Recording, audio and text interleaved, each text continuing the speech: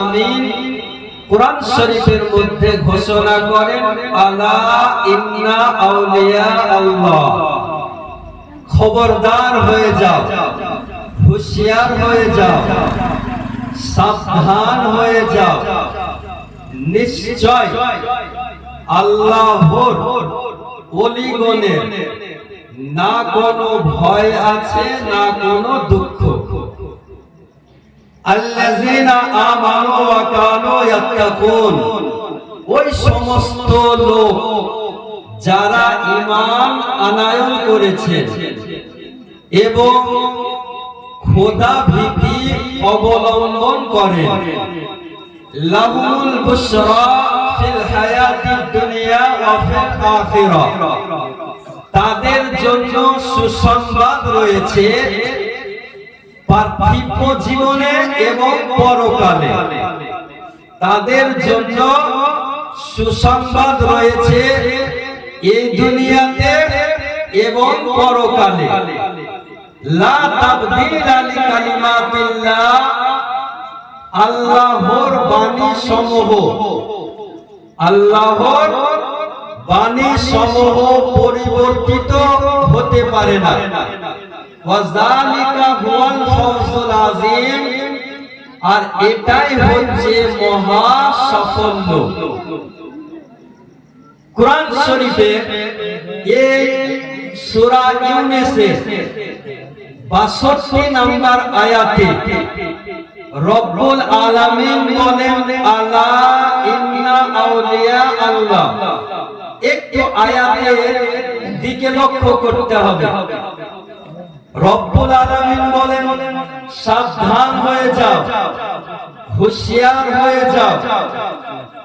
নিশ্চয় আল্লাহর ওলিগণের না কোনো ভয় আছে না কোনো দুঃখ। এখন আপনি প্রশ্ন করতে পারেন যে মৌলানা সাহেব, যারা আল্লাহর ওলি হন, যারা আল্লাহর বন্ধু হন, তাদের কেন ভয় নেই, তাদের কেন দুঃখ নেই? রব্বুল আলামিন এই আয়াতের মধ্যে নিজ বন্ধুদের শক্তি সম্পর্কে আলোচনা করেছেন। যারা আল্লাহর ওলি হন, তাদের কি পাওয়ার হয়, তাদের কি মর্যাদা রয়েছে। যারা আপনি জানেন, আমিও জানি, যারা খোদাকে ভয় করে, কাকে? আমার কথা বুঝতে পারছেন? একটু হ্যাঁ হো দিন। যারা আল্লাহকে ভয় করে, তাদের মধ্যে দুনিয়ার কোনো ভয় থাকে না। বলেন সুবহানাল্লাহ, সুবহানাল্লাহ। আপনি আমি জানি, যাদের মধ্যে আল্লাহর ভয় নেই, আল্লাহর খৌফ নেই, আল্লাহর ডর নেই, দুনিয়ার সব থেকে কম ভয়ে তারা ভয় করে থাকে।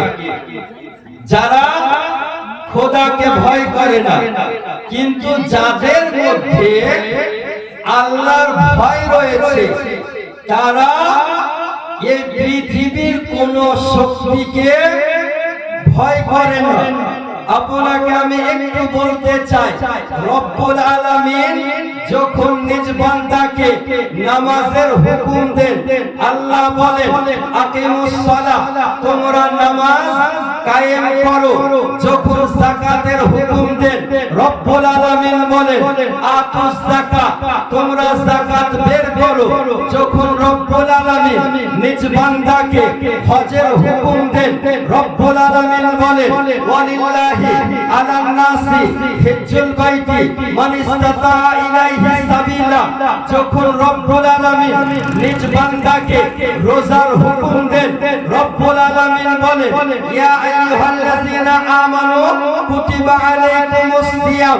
রব্বুল আলামিন যখন বান্দাকে নামাজের হুকুম দিলেন তখন আলা শব্দটা ব্যবহার করেন নাই। যখন যাকাতের হুকুম দিলেন রব্বুল আলামিন আলা শব্দটাকে ব্যবহার করেন নাই। যখন রোজার হুকুম দেন আলা শব্দটাকে ব্যবহার করেন নাই। যখন রব্বুল আলামিন নিজ বান্দাকে হজের হুকুম দেন তো রব্বুল আলামিন আলা শব্দটাকে ব্যবহার করেন নাই। কিন্তু বিরাদার কুরবান জান আমরা হলাম সুন্নি হানাফি মুসলমান, আমরা আল্লাহর ওলিগণকে মান্য করি, আমরা আল্লাহর ওলিগণের সম্মান করি। আমি চিন্তায় চিন্তিত রব্বুল আলামিন যখন নামাজের হুকুম দিলেন আলা শব্দ ব্যবহার করলেন না, রোজার হুকুম দিলেন আলা শব্দ ব্যবহার করলেন না, যাকাতের হুকুম দিলেন আলা শব্দ ব্যবহার করলেন না। আমি চিন্তায় চিন্তিত রব্বুল আলামিন কেন আল্লাহর ওলির পূর্বে আলা শব্দ ব্যবহার করলেন। তো কিছুক্ষণ ভাবনা করার পর চিন্তা করার পর আমি বুঝতে পারলাম শেষ যুগে কিছু মানুষ এইরকম জন্মগ্রহণ করবে যারা নামাজকে অস্বীকার করবে না, রোজাকে অস্বীকার করবে না, হজ যাকাতকে অস্বীকার করবে না।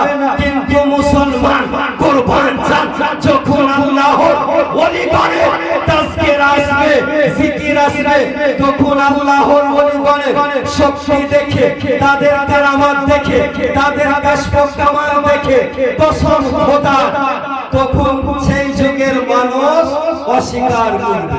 সুবহানাল্লাহ সুবহানাল্লাহ। নারায়ে তাকবীর, নারায়ে তাকবীর, নারায়ে রিসালাত, মাসলাকে আলা হযরত উরসে ফসিহি, উরসে ফসিহি, নারায়ে তাকবীর, নারায়ে রিসালাত। একটু মনোযোগ সহকারে শুনবেন। এখন বর্তমান সময়ে এক শ্রেণীর ডক্টর বেরিয়েছে, এক শ্রেণীর মাদানি বেরিয়েছে, এক শ্রেণীর রাজমিস্ত্রি সোশ্যাল মিডিয়ায় আল্লাহর ওলির বিপক্ষে বলতেছে। আপনি হাদিসে কুদসি উঠিয়ে দেখুন, রব্বুল আলামিন বলে কোন ব্যক্তি যদি আল্লাহর দুশমনি করে তার সঙ্গে আমি প্রকাশ্য যুদ্ধ ঘোষণা করলাম। তার সঙ্গে কে যুদ্ধ ঘোষণা করলেন? আল্লাহ। আচ্ছা বলুন মুসলমান, একজন সুস্থ মস্তিষ্ক মানুষ এটা বলতে পারে না যে খোদার সঙ্গে যুদ্ধ করে ওই ব্যক্তি সফল হতে পারে? পারে কোনদিন? জি না মুসলমান।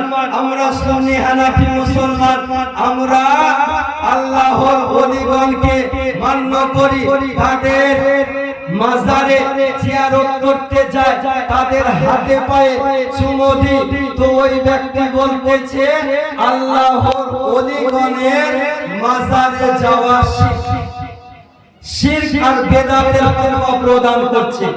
আপনাকে বলি এই আয়াতের মধ্যে একটু লক্ষ্য করবেন, রব্বুল আলামিন আলা ইন্না আউলিয়া আল্লাহ, অর্থাৎ আউলিয়া আল্লাহ শব্দ ব্যবহার করার পূর্বে আলা হরফে তানবিয়া এবং ইন্না হরফে তাকিদ ব্যবহার করেছে।